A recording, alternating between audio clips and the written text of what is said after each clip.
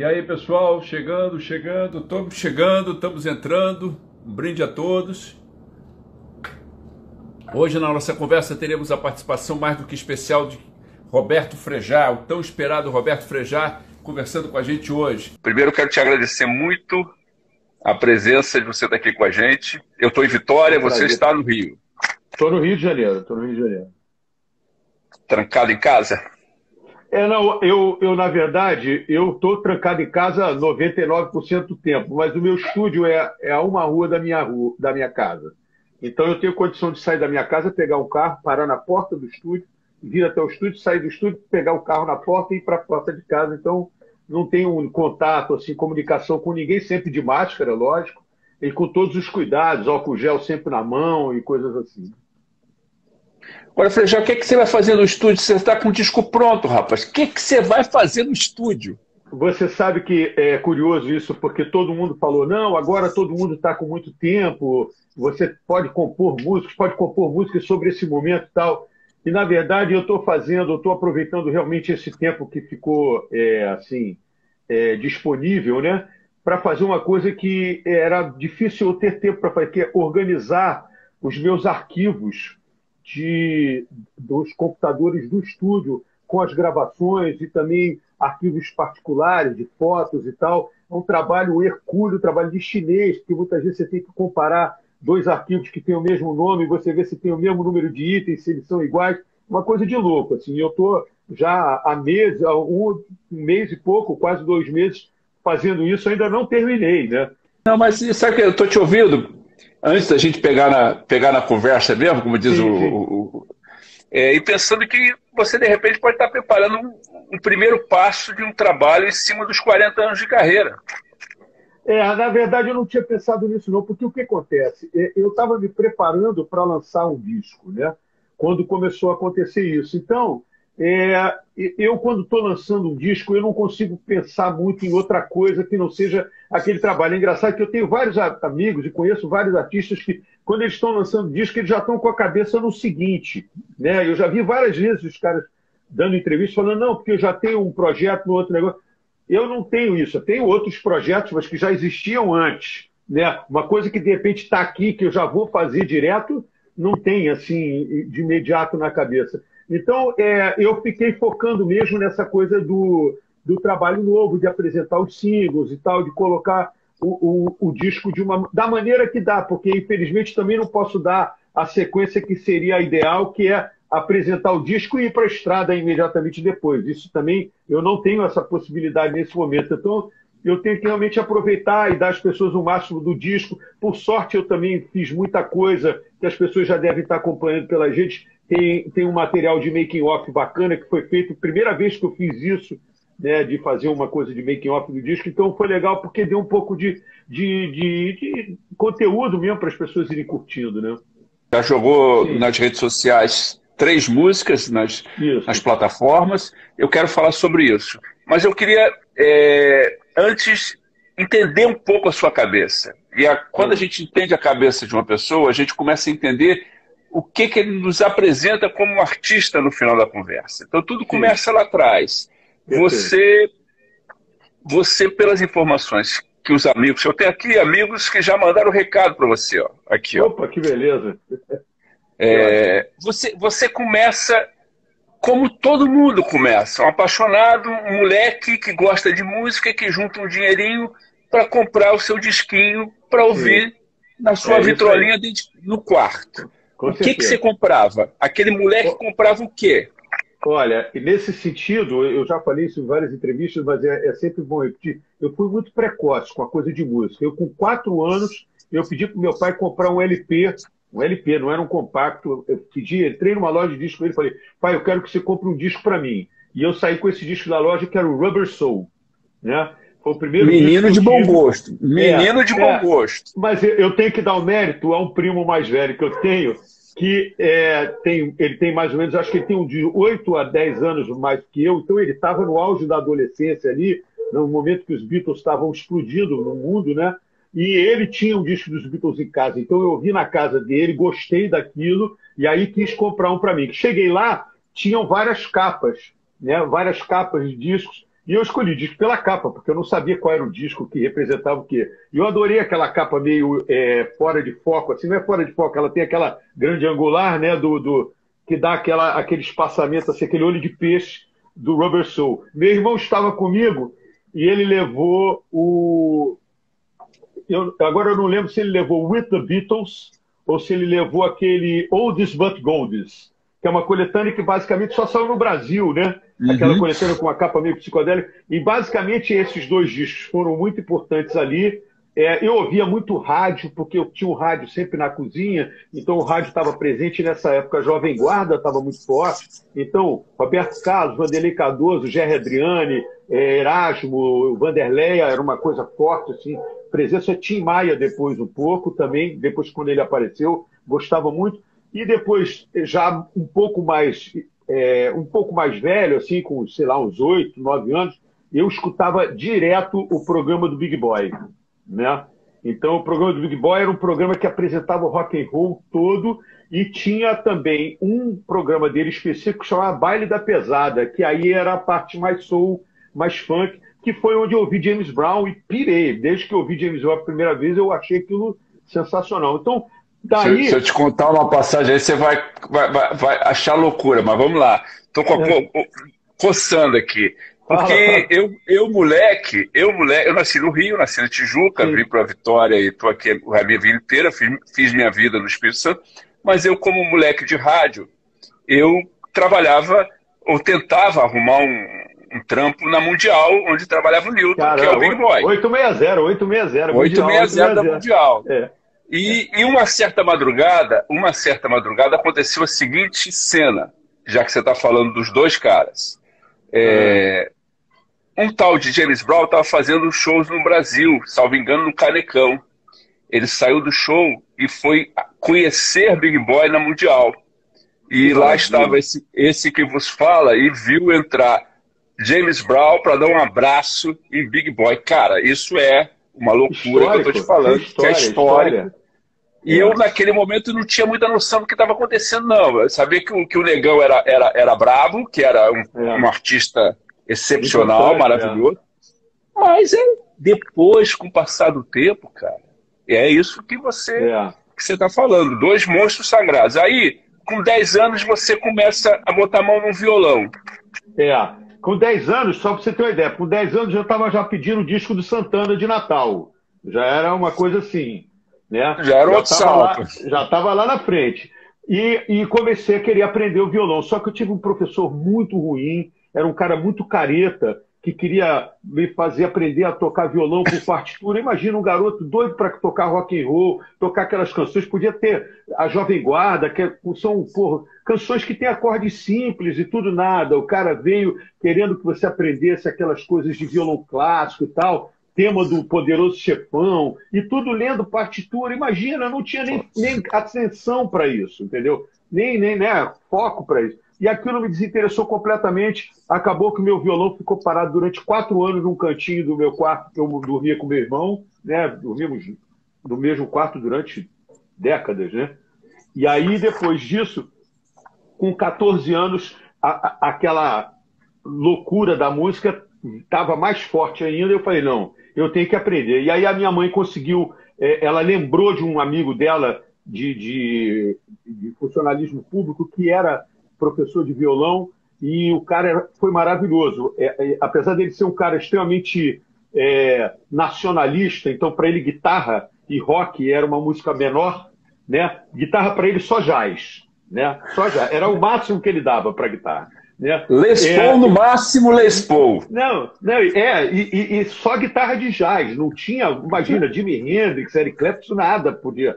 Era só Barney Kessel, Joe Pass, uma coisa assim, que são maravilhosos, mas pô, quem gosta de rock and roll é outra praia. E aí o que acontece? Eu comecei a ter aula com ele e ele dava aula na ProArte, que é uma escola de música que tinha em Laranjeiras. Só que a ProArte tinha aula de guitarra. E aí eu comecei a ver que tinha um professor de guitarra, né? E aí eu quis comprar uma guitarra, e aí para comprar essa guitarra eu tive que vender uma filmadora que eu tinha acabado de comprar. Você vê que eu gostava muito de cinema também, eu tinha participado do cineclube do colégio, organizando, escolhendo filmes, e aí acabou que eu fui para os Estados Unidos, trouxe a coleção toda do Crosby, Stills, Nash Young, porque naquela época eu estava pirado, todos os discos deles e dos componentes também, tudo ali. Uma pilha de disco assim, e trouxe essa filmadora. Era o dinheiro todo que eu economizei para gastar na viagem, eu gastei em disco e nessa filmadora. Quando chegou aqui, eu falei, cara, eu quero comprar uma guitarra, eu preciso comprar uma guitarra. O que eu posso vender? A filmadora. Então eu vendi a filmadora e comprei uma guitarra e um amplificador e um pedal de distorção. E aí, a partir daí, começou essa coisa, e aí eu comecei a ter aula com esse professor de guitarra, que foi o meu grande mentor como professor assim, de música. Eu agradeço muito ao meu professor de violão, porque ele me apresentou a harmonia da música brasileira, que basicamente é a harmonia básica do jazz. Elas são têm muito em comum. Então, isso foi muito importante para o meu processo de composição e tudo. E também para muita coisa que ele me apresentou de música brasileira. Mas essa coisa da guitarra, e esse professor, ele na verdade, ele era guitarrista de uma banda muito importante na Argentina, chamada Los Gatos. E ele veio para cá, para um festival internacional desse, se apaixonou pelo Brasil e não quis voltar para a Argentina. E ele tinha todo um conhecimento, tinha livros, coisa que o Brasil se fechou com a coisa da Revolução de 64, o Brasil se fechou para o mundo. Então você não tinha livros didáticos de música, você não tinha nada, você não tinha informação. Ele tinha métodos americanos de guitarra, métodos... Esses livros assim, de violão clássico até tinha no Brasil, né, por causa da escola da música erudita e tal. Mas qualquer coisa ligada ao jazz e tal, não tinha. E esses métodos para guitarra eram os métodos que existiam. E ele tinha isso porque ele tinha trazido isso da Argentina. Ele foi muito importante, era um cara que tinha uma cabeça muito aberta, era um cara que gostava de James Brown, de Miles Davis, de Rolling Stones, de Barney Castle. Então isso foi muito bacana, porque a gente pôde discutir. Eu já gostava de música de uma maneira bastante abrangente, então a gente teve uma sintonia muito bacana. Foi um cara muito importante, e eu fui até o final do curso dele. Depois, mais para frente, já 20 anos depois, eu ajudei a ele a conseguir uma editora para editar o método dele, que está editado na Vitale, chama-se Do Blues ao Jazz. O nome dele é Gaetano Galiffe. Todo mundo chama ele de Kai, porque é o apelido dele, mas Gaetano Galiffe é o nome dele, e ele foi um grande professor para mim. Hoje ele só dá aula de violão clássico. Cortou relações com a guitarra, só dá aula de violão clássico, é um grande professor, mas olha só, a onda foi a guitarra. Nessa pequena fotografia que você nos dá agora, essa fotografia 3x4, a gente consegue entender muita coisa. Primeiro, da onde vem um pouco do seu estilo. Quando você fala que traz Crosby, Stills, Nash Young, a gente começa a entender que tem muito violão de Crosby, Stills, Nash Young na sua vida, ao longo da vida. Quando você fala que ali atrás se envolvia com os filmes na escola, na faculdade, a gente começa a entender como você encara a estética do seu trabalho, que o seu trabalho tem muita coisa visual, de clipes excepcionais, posicionamento de capa, postura de fotografia. Opa, já vem desse sangue aí também. É eclético. Você tem um professor que te mostrou que para fazer música não precisa ser radical, você pode ser um coração mais aberto, uma mente mais ampla. Também te traz essa informação ao longo da vida, que quem ouve o seu trabalho independente ou envolvido com o Barão, vê que tem todas essas nuances e influências. Quer dizer, isso é muito legal que você fotografou. Agora, eu só quero entender uma coisa. Em cima disso tudo, você tem uma mãe judia e um pai árabe. Sim, cara, isso é confusão. Ateu. Árabe, ateu. Mas de uma família católica. Mas de uma família católica que tem várias freiras como tias. Né? Cara, loucura total. Que farinha é essa aí? É curioso isso, porque de uma certa maneira isso me deu um respeito por todas as religiões, ao mesmo tempo me deu uma ausência completa de uma coisa religiosa, porque eu não tinha essa obrigação, né? Eu até cumpri alguns compromissos judaicos por uma questão de carinho pelos meus avós, então eu ia à sinagoga num dia que era uma data importante religiosa, mas eu ia porque os netos todos iam, não ia porque eu estava acreditando naquilo. E eu tenho respeito enorme pela cultura judaica, como tenho respeito por todas as religiões quando elas estão em busca de uma explicação para a fé. Por outro lado, é exatamente isso que acaba me incomodando em todas elas, porque eu acho que a fé ela é uma coisa tão complexa que eu acho que não há religião que explique. Então, eu me sinto um pouco dentro desse paradoxo aí, e dessa contradição, desse conflito entre realmente você... Eu já tive muitas experiências espirituais na minha vida para ter claramente uma relação de que existe Deus, pelo que você pode chamar de Deus, e Deus pode ser uma explicação para cada um de uma forma diferente. Mas não tem nenhuma religião efetiva em que eu caiba. Né? Eu digo assim, não, eu me encaixo aqui. Tenho mais proximidade com algum tipo de prática do que com outra, mas tenho respeito, principalmente por essa vontade de entender essa força divina, que é essa coisa muito maior e que a gente não consegue explicar, e que é o que acaba trazendo essa busca para uma coisa que seria a religião, que é a busca da explicação da fé. A gente fica o tempo todo tentando explicar isso, e é isso que as religiões tentaram fazer isso a vida inteira. Né? E, para mim, eu acho que nenhuma delas consegue ter explicação perfeita, mas eu respeito essa busca, porque é uma busca que o ser humano tem desde a essência dele, né? É verdade. Agora, por falar em busca, vamos lá. E com 14 anos, você volta ao violão, mas com... Olha como é que o tempo é curto. Estou aqui analisando o fator tempo, que o tempo trabalha contra a gente. Com 14, 15 anos, você volta ao violão, com 19, você embarca no Barão. É muito pouco tempo. É verdade. Agora, tem uma coisa interessante, porque com 14 anos eu volto ao violão, com 15 eu estou na guitarra, mas com 14 anos eu tive uma grande revelação, que foram os Novos Baianos. Porque eu numa semana, basicamente um intervalo de uma semana de 15 dias, eu assisti o Gênesis no Maracanãzinho, e naquele momento o rock progressivo estava no auge. Estava assistindo também, cheguei a ver isso. Um show maravilhoso, assim, fenomenal. Só que uma ou duas semanas depois, eu fui assistir os Novos Baianos, já sem Moraes, né? Já sem Moraes, lançando o disco Caia na Estrada, Perigas Ver. E eu fiquei alucinado por aquilo, porque, primeiro, assistir ao Pepeu justificou para mim uma guitarra brasileira. Eu já falei isso para ele várias vezes, ele é fundamental na minha vida. Por outro lado, o show dos Novos Baianos era 10 vezes melhor do que o disco deles. Enquanto que o show do Gênesis era exatamente igual ao disco deles. E aquilo começou a ser uma frustração para mim, porque eu acho que um artista no palco, ele é mais, porque ele está ali. Você não pode ser menos do que o seu disco. Você pode até ser diferente, mas menos, porque se você tenta reproduzir e chega a ser menos, ou chega só a ser igual, você ficou ali. E, na verdade, o fato de você não conseguir ser igual, mas ser mais, né, porque era o que os Novos Baianos eram ao vivo, uma coisa intensa, assim, atropeladora.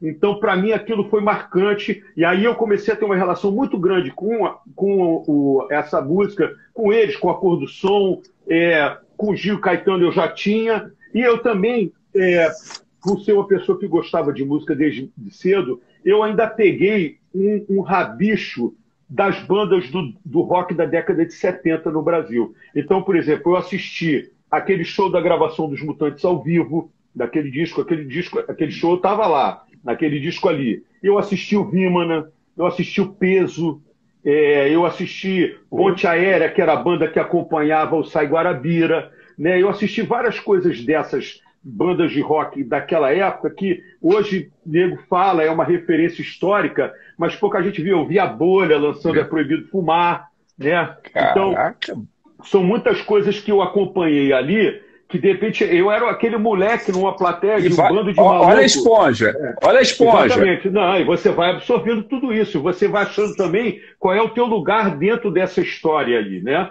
Então, quando eu encontro hoje várias dessas pessoas que foram importantes para mim, que foram caras que eu assisti ali, né? Alceu, e várias outras pessoas, quando eu encontro com eles, Zé Ramalho, que eu encontro com eles, assim, eu sou aquele garoto, ainda para eles, eu me sinto aquele garoto que estava lá olhando eles. Tudo bem, eu tenho 10, 20 discos, 15 discos, isso não faz a menor diferença. Quando eu estou junto com eles, para mim, eu me vejo como aquele garoto que assistia eles lá naquele show e falava: caramba, cara, como eu tenho que aprender. Robertinho de Recife, né? Paulo Rafael, com Alceu, sabe, grandes guitarristas, e eu falando, caramba, como é que esses caras tocam? Para mim, a vida inteira eu vou olhar eles com o mesmo olhar. Não tem como mudar. Eu não consigo me ver só. Não, agora eu sei, agora não sei. Não tem, eu não consigo ter essa transferência. Sair desse lugar. Para mim, eu continuo sendo aquele garoto que vi todos eles tocarem e que foram meus professores, né? Carlini. E por falar em professor, eu tenho uma perguntinha aqui do Carlini para você, que antes de começar ele me deu uma ligada. Pergunte isso para ele. Professor Luiz Sérgio. Professor Luiz Sérgio. Tem aqui uma pergunta de Carlini para você. Opa, mas aí, vamos lá. Você embarca no Barão, e sim, a história do Barão é extremamente conhecida. A gente não vai ficar tocando muito na história do Barão, sim, da amizade com o Cazuza, da parceria com isso, tudo tá. Mas tem um ponto ali, cara, que eu digo para todo mundo que eu nunca vi um cara tão corajoso na história da música no Brasil, independente de estilo, do que você quando da saída do Cazuza. Porque a saída do Cazuza, do Barão, e a sua entrada ao microfone à frente do grupo, independente da mudança que o grupo ganha, com mais bluseiro, mais rock and roll, não vamos discutir o resultado, vamos discutir a atitude. Qualquer um pulava fora do barco naquela hora, qualquer um faria um outro grupo, era mais fácil fazer um outro grupo do que assumir o nome Barão Vermelho e ir para o microfone do Barão, cobrindo a saída do Cazuza, que era uma personalidade difícil de se cobrir. Você foi corajoso como ninguém jamais na história da música brasileira foi, independente do estilo. Eu vou te falar, eu até agradeço o elogio, mas eu vou te falar mas é verdade. Eu acho que talvez essa coragem seja motivo de uma certa inocência, assim, sabe? Eu acho que no momento que ele saiu, eu tinha tanta confiança no grupo como um trabalho que musicalmente estava forte e que tinha ele à frente com aquele discurso maravilhoso que tinha e com a figura carismática que ele estava ali, que ele representava no palco, que eu achava um desperdício a gente parar ali naquele momento. Eu achava que musicalmente a gente tinha chegado, até porque isso é claro no Declare Guerra. Por exemplo, a diferença da performance da banda no estúdio do Declare Guerra para o Maior Abandonado, que é o disco anterior, a gente está muito mais seguro, muito mais maduro. Tudo bem que sou eu que estou cantando, e no Maior Abandonado era o Cazu que está cantando, que estava num momento super consistente dele, de estar evoluindo, já é o terceiro disco que ele está gravando, e eu estava gravando o meu primeiro. Então a voz não é muito parâmetro de comparação, mas a base musical... A atitude do disco é outra. E o conhecimento de causa, de chegar no estúdio e dizer, eu quero chegar nesse lugar, e aquilo ali, da maneira como aconteceu no Maior Abandonado, e como acontece aquele salto de conhecimento, de vivência, ele é fruto de toda a vivência que a gente teve naquele período. E que isso teria desembocado de uma maneira muito mais gritante se o Cazuza estivesse no vocal. Mas, de qualquer forma, era isso que me incomodava, abandonar tudo aquilo que a gente tinha construído ali. Eu falei, cara, não pode, isso aqui é muito forte, é muito consistente para se jogar fora. Mas eu sabia que tinha uma carência, a carência de cantor, ela sempre vai existir, porque se sair um entra outro, ninguém é igual ao outro. A não ser que você põe um cover e aí fica patético, é ridículo. Então essa nunca seria uma opção. A opção de ter uma pessoa com uma voz, um outro cantor, ela era possível. Mas a questão de você ter um recado que não fosse com uma qualidade que vinha antes, e a gente tinha um grande letrista, na minha opinião, o maior letrista da nossa geração, temos outros muito bons, mas na minha opinião, ele tem uma força e ele tem uma personalidade assim ímpar. Discutível. Né? Isso, para mim, era o maior desafio. Então, quando a gente foi para frente com isso, depois de decidir que eu seria o cantor, e que eu acho que tinha algumas coisas meio óbvias. Eu era o compositor da maior parte das músicas e eu fazia música em cima de letra. Então, eu cantava aquela música até antes dele ter cantado, era eu quem tinha cantado aquela música, porque eu tinha feito e mostrava para ele como era a música que a gente tinha feito. Por outro lado, o nosso tom de voz, a nossa região de voz era mais parecida. Era próxima, então isso também não daria tanto um desnível tão grande. É lógico que ele estava com uma maturidade como intérprete que eu demorei muito tempo mais para alcançar, e ele também já se focava nisso desde sempre, quando na verdade o meu foco era guitarra e compor e tal. Então, assim, foi um pouco um voo cego, não foi uma coisa tão consciente. A consciência em relação ao recado eu tinha, porque eu achava que era o elemento que seria mais ausente, mais discrepante se a gente viesse com um discurso bobo, assim, cometendo o erro que muitas bandas de rock and roll da década de 70 cometeram, que tinham um som muito bom, mas o papo era furado, era meio fraco. E aquilo não o texto era frágil. O texto era frágil. Não contagiava, não fazia as pessoas se identificarem aquilo como uma representação de vida. E eu acho que a gente tinha isso, a geração da gente tem isso. Não é o Barão só, a geração da gente tem isso. Acho que se tem uma coisa que o rock dos anos 80 faz, é trazer para o português uma identificação que a música brasileira sempre teve, mas dentro do rock, coisa que você tinha êxitos pontuais. Você tinha a Rita, você tinha o Raul, você tinha o Erasmo, de uma certa maneira, até dentro de uma coisa um pouco mais pop, você tinha o Guilherme Arantes, né? Uhum. Mas, fora isso, você não tinha um movimento, você não tinha ainda uma história do rock dentro da música brasileira de uma maneira tão consistente. Eu acho que a geração dos 80 veio para asfaltar isso, porque foi uma geração inteira que tinha isso como característica, né? Então, e você foi uma preocupação. Independente disso, você foi corajoso, parabéns, e nós agradecemos muito. Bom, graças a Deus, eu não sabia que estava sendo, mas ainda bem então que fui. Né? Você está com um disco novo, já lançou 3 faixas, 3 músicas, o lançamento agora vai ser no dia 4 de junho, estou vendo aqui, o nome do disco é Ao Redor do Precipício, o título é ótimo, você já lançou Pergunta Urgente. E por sinal... Rapaz, que clipe maravilhoso dessa música, cara. Eu adorei o clipe. Se você de casa não viu esse clipe, procure assistir. E a gente não vai ficar adiantando o final do clipe, senão perde o charme. O clipe é sensacional. Um take só, né? Um take só. Plano de sequência, plano de sequência. Exatamente. Esse é o grande desafio, fazer de uma vez só. Engraçado, porque você falou dessa coisa da imagem. Videoclipes são coisas muito difíceis de você acertar. Não é sempre que você acerta. Às vezes, você pega uma pessoa com quem você já trabalhou, que você adora, às vezes um resultado é bom, às vezes o outro resultado não é tão bom.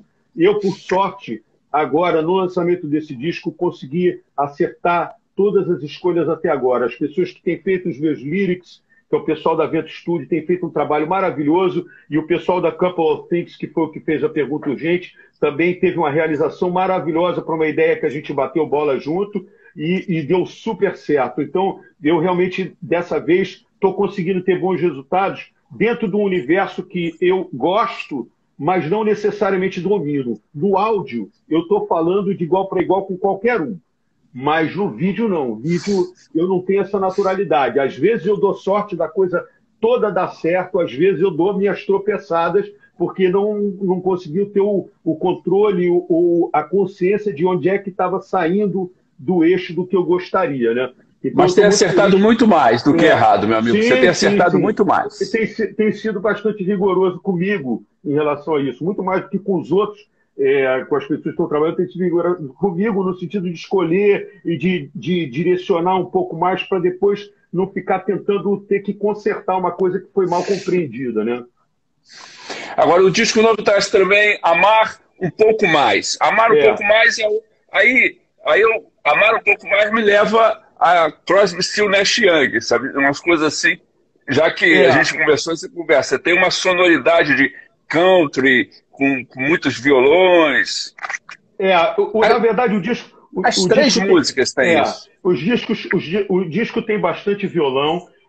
Engraçado, curiosamente, nesse disco, eu não fiz os coros. Normalmente, nos meus discos solo todos, com exceção de uma faixa ou outra, eu que faço os backing vocals, porque eu adoro backing vocal, justamente por causa do Crosby, Stills, Nash Young e Beatles e essa coisa toda. Então, a coisa dos vocais, para mim, é uma coisa que eu adoro fazer vocal. E eu mesmo, às vezes, construo as coisas. Mas nesse disco eu acabei tendo um pessoal que normalmente canta com a Isa. São 4 vocalistas, e eles fizeram um trabalho vocal maravilhoso. Mas, por outro lado, a primeira faixa do disco, que chama-se Ao Redor do Precipício, é uma vinheta instrumental onde eu faço a minha homenagem ao David Crosby, onde eu monto uma melodia toda de vocal agrupado, assim, e ela constrói a melodia dessa vinheta, que é a faixa que abre o disco. Ao Redor do Precipício, apesar de ser exatamente o que descreve um pouco o momento que a gente está vivendo hoje, né? Porque vivemos... esse disco ele terminou em maio de 2019, já com o título, né? Então, eu não estou me chamando de profeta, não. Eu só dei...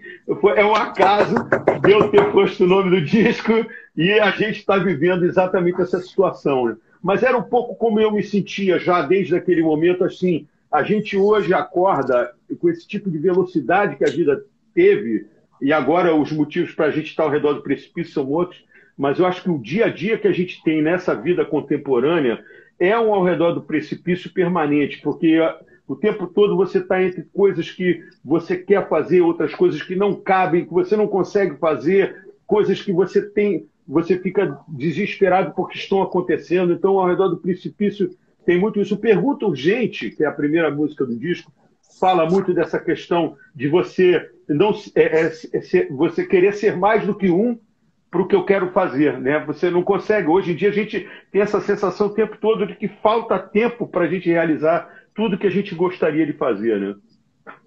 Pô, eu imagino.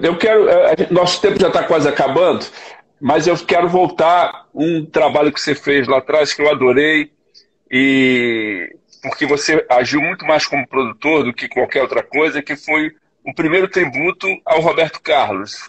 Sim. Cara, é um disco muito bem feito, muito respeitoso musicalmente e ao mesmo tempo muito moderno para aquele momento, né? E até moderno para a própria carreira de um cara que é tão inatingível, intocável, o rei Roberto Carlos. E você traz ele para o pop, eu acho isso uma grande sacada e um dos grandes momentos da sua carreira como artista. Na verdade, eu acho assim, como realizador, eu acho que eu tenho crédito. Acho que a ideia do projeto de, vamos dizer, trazer o Roberto Carlos para a voz de uma geração mais nova, não foi minha, foi da própria gravadora. A Sony, que era a gravadora do Roberto, queria fazer uma homenagem a ele, e ela, através de uma ideia conjunta do Roberto Augusto, que na época era o presidente, e do Jorge Davidson, que é diretor artístico, eles tiveram a ideia de me convidar para fazer esse projeto. Eu nem era artista da gravadora, mas eles sabiam que eu seria uma pessoa que talvez tivesse essa possibilidade, essa capacidade de fazer, e foi um projeto que me deu uma alegria enorme, porque eu adoro a obra do Roberto e do Erasmo, e acho que assim, a gente conseguiu trazer coisas muito interessantes, leituras muito interessantes para a obra dele, né? E alguns artistas estavam começando ali. Na verdade, É Proibido Fumar é o grande big hit do Skank, né? E você tem ali, por exemplo, a primeira música que tocou do Chico Science, Nação Zumbi, no rádio, Todos Estão Surdos. Até aquele momento eles já estavam muito bem falados dentro da mídia, mas eles não tinham tocado em rádio em nenhum momento. Então tem essas coisas que me deram muita alegria. Ao mesmo tempo eu tive o prazer de trabalhar com muita gente que eu adoro, Marina, vou esquecer, Cássia, eu não vou conseguir lembrar de todo mundo que está no disco, tinha Blitz, muita gente que eu gosto e que eu tive assim, o privilégio de estar trabalhando, porque de repente, como artista, uma coisa de varão, junto com eles, de repente não teria possibilidade de acontecer, mas eu como produtor, estar produzindo uma faixa deles, foi muito bacana. Ao mesmo tempo, para mim, foi muito importante você ver. Esse projeto foi em 95.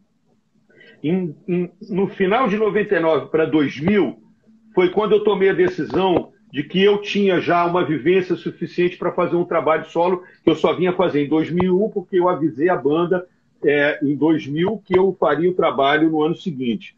E quando eu constatei que aquele era o momento de fazer, essas experiências que eu tinha tido como produtor, nesse projeto, produzindo Jorge Cabeleira, O Dia que Seríamos Todos Inúteis, produzindo Os Inocentes, essas experiências me deram a certeza que eu tinha uma outra coisa que eu tinha que fazer separado, justamente para não implodir a banda. Porque se eu fosse forçar essa minha vivência dentro da banda, muitas vezes isso seria prepotente, assim, espaçoso demais. Então, eu achei que aquele momento era um momento de eu fazer uma coisa minha mesmo. Ó, nosso tempo está no final. Lembrando a você de casa que você já tem 3 músicas do novo disco do Frejá nas redes sociais, nas plataformas. Vale você buscar assistir ao clipe da música Pergunta Urgente, que é o nome da música nova, ainda não decorei. Pergunta Urgente, que o clipe é sensacional, está rolando por aí. O disco estreia dia 4 e eu quero desejar para você um pouco mais de sucesso, porque você já tem muito, mas você merece muito mais.